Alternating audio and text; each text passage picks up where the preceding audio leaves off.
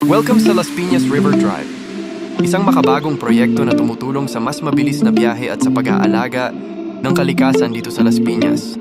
Ang daang ito ay tumatakbo sa gilid ng Las Piñas River at nagbibigay ng alternatibong ruta para maiwasan ang matinding trafik sa Alabang, Zapote Road at mga katabing kalsada. Pero alam mo ba, hindi lahat ng sasakyan ay pwedeng dumaan dito. Pribadong sasakyan lang ang pinapayagan, habang bawal ang mga jeepney, bus at malalaking truck.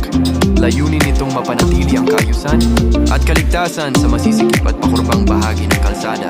Hindi lang ito basta kalsada, tumutulong din ito sa pag-iwas sa pagbaha at mas pinapadali ang paglilinis ng ilog.